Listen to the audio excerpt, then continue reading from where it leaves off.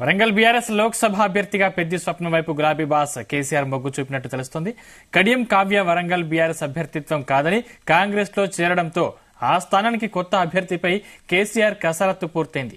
రసమై బాలకిషన్, ఎర్రల శ్రీనివాస్, పెద్ది సుదర్శన్ రెడ్డి భార్య పెద్ది స్వప్నంలో ఎవరో ఒకరికి టికెట్ వస్తుందని ఆశించారు.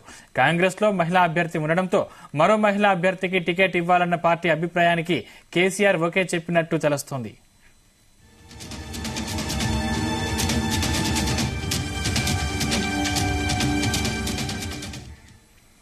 ఇదే అంశానికి సంబంధించిన మరిన్ని పూర్తి డీటెయిల్స్ మా బ్యూరో చీఫ్ నరేందర్ అందిస్తారు. Narender, right. Sandeep, BRS party నుంచి కడియం శ్రీహరి కావచ్చు, వాళ్ళ కూతురు ఇద్దరు కూడా వెళ్లిపోయిన నేపథ్యంలో ప్రజెంట్ బీఆర్ఎస్ పార్టీ చాలా ఆలోచన చేస్తోంది. ఎవరికి ఇవ్వాలి ఏంటి ఆ టికెట్ అనే విషయంలో వరంగల్ లోక్సభ స్థానం మీద కసరత్తు చేసింది. ఒక పక్క హరీష్ రావు కేటీఆర్ కి ఆ బాధ్యత అప్పచెప్పారు. ఎవరైతే ఇక్కడ లోక్సభ వరంగల్ నుంచి గెలవడానికి ఆస్కారం ఎక్కువ ఉంటుందనే దాని మీద భజన పడుతున్నారు. ఎందుకంటే ఓ పక్క మనం చూసాం కడియం శ్రీహరి కూతురు దాదాపు కన్ఫర్మ్ అయినటువంటి నేపథ్యంలో ఇక్కడ కూడా మహిళను పెడితే ఎలా ఉంటుంది, లేదంటే జంటికి ఇస్తే ఎలా ఉంటుంది అన్నట్టు దాని మీద ప్రధానంగా చర్చించినట్టు తెలుస్తుంది. ఇక్కడ ఒకవేళ లేడీస్ కి ఇచ్చినటువంటి పరిస్థితి వస్తే పెద్ది స్వప్నకు పెద్ది సుదర్శన్ రెడ్డి వైఫ్ ఉంది. పెద్ది సుదర్శన్ రెడ్డి గతంలో 2 సార్లు ఆయన పోటీ చేసినటువంటి సందర్భం, ఒకసారి ఎమ్మెల్యే గెలిచినటువంటి అనుబంధం ఉంది. అదేవిధంగా ఆయన కార్పొరేషన్ చైర్మన్ గా కూడా ఉన్నారు. తెలంగాణ ఉద్యమకారుడుగా మొదటి నుంచి కూడా ఆయన పార్టీ కోసం లాయల్ గా ఉన్నాడు. లాస్ట్ 20 years నుంచి కూడా అటు అధికారంలో ఉన్నా అధికారం లేకపోయినా కూడా పెద్ది సుదర్శన్ రెడ్డి మొదటి నుంచి పార్టీని నమ్ముకున్నటువంటి వ్యక్తి కనుక ఆడ ఎస్సీ రిజర్వ్ స్థానం కాబట్టి వాళ్ళ భార్య ఉంది. భార్య స్వప్న దళిత సామాజిక వర్గానికి సంబంధించినటువంటి వ్యక్తి కాబట్టి ఖచ్చితంగా ఇవ్వడం వల్ల ఉపయోగపడుతుంది. అక్కడ బీఆర్ఎస్ కడియం శ్రీహరి కూతురు కావ్యకి ఇస్తున్న నేపథ్యంలో ఇక్కడ స్వప్నకి ఇవ్వడం వల్ల ఈక్వేషన్ కుదురుతుంది. ఓ పక్క కాంగ్రెస్ ఇటు బీఆర్ఎస్ నుంచి ఇద్దరు కూడా మైలు అయ్యే అవకాశం ఉంటుంది అనేది కూడా ఆలోచిస్తున్నటువంటి సందర్భంగా చూస్తున్నాం.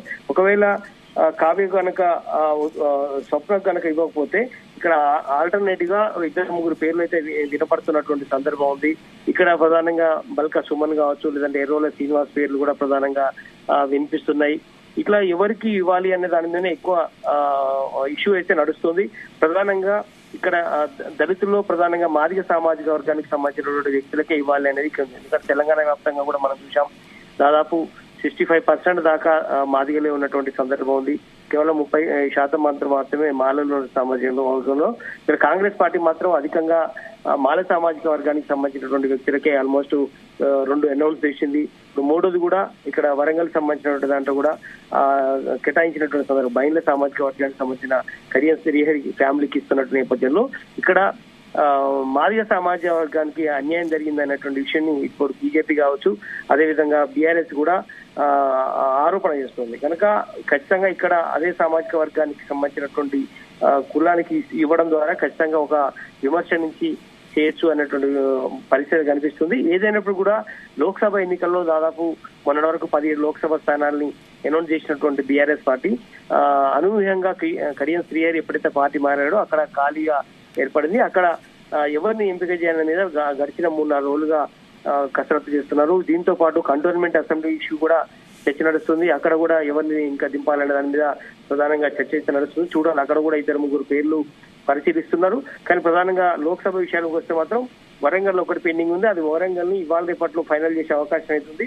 ప్రధానంగా పెద్ది సుదర్శన్ రెడ్డి భార్య వైపు ఎక్కువ మొగ్గు చూపుతున్నారు. ఒకళ్ళ కాదు అనుకుంటే మాత్రం ఎర్రోల శ్రీనివాస్ కావచ్చు, బల్కా సుమన్ కావచ్చు, ఇట్లా 1-2 పేర్లు ఇంకా పరిశీలనలో ఉన్నాయి.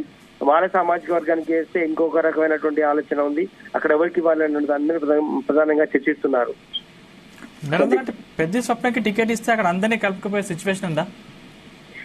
ఎస్, ఎందుకంటే ఇప్పుడు పెద్ది సుదర్శన్ రెడ్డికి ఇచ్చినట్టుగానే బీఆర్ఎస్ పార్టీ భావిస్తుంది. ఎందుకంటే పెద్ది స్వప్న పేరుకే ఇక్కడ మహిళా కోటాలో పోటీ చేస్తున్నప్పటికీ కూడా అందరూ ఫేస్ వాల్యూ పెద్ది సుదర్శన్ రెడ్డి దృష్టిలో పెట్టుకుని అక్కడ ఓట్లు పడే అవకాశం ఉంటది. ఎందుకంటే ఆయన మొదటి నుంచి పార్టీలో ఉన్నాడు కాబట్టి ఇప్పటికే స్వప్నం తీసుకెళ్లి ఇప్పటికే అక్కడ ఉన్నటువంటి ఓడిపోయినటువంటి ఎమ్మెల్యేలు కావచ్చు, గెలిచిన 1-2 ఎమ్మెల్యేలతో కలిసి అందరితో కలిసి సమావేశం ఇప్పటికే ఏర్పాటు చేసుకున్నారు. అందరి ఇళ్లకి వెళ్లి మాట్లాడి మద్దతు కొట్టే ప్రయత్నం అయితే చేస్తున్నటువంటి సందర్భం అవుతుంది. బట్ అక్కడ ఎక్కువ మంది కనుక సపోర్ట్ చేస్తే ఆమెకి ఇచ్చే అవకాశం ఉందని కూడా హరీష్ రావు కేటీఆర్ చెప్తున్నటువంటి సందర్భం. ఎందుకంటే అక్కడ అందరి మద్దతు లేకపోతే నీ ఇచ్చి కూడా ఉపయోగం లేదు కనుక ఖచ్చితంగా దూరాలని అక్కడ ఒక నినాదం అయితే వినపడుతుంది.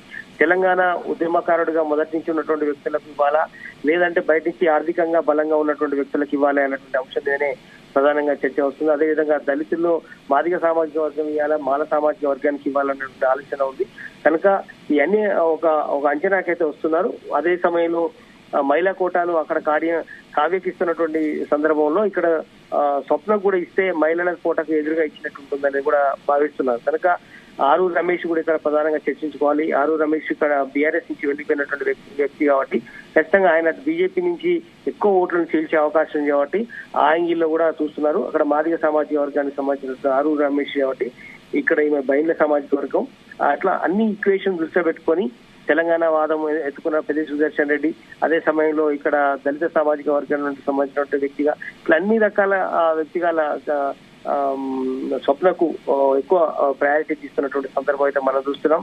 కేటీఆర్ పెద్ది సుదర్శన్ రెడ్డి వైపే ఎక్కువ చూపిస్తున్నటువంటి సందర్భం అవుతుంది కనుక వాళ్ళ ఫ్యామిలీ మెంబర్ కు ఇవ్వడం వల్ల ఖచ్చితంగా గెలుస్తుంది అనేటువంటి భరోసాతో పార్టీ దాదాపు ఖరారు చేసిందనే మనం భావించాలి. Right, thank you Narender.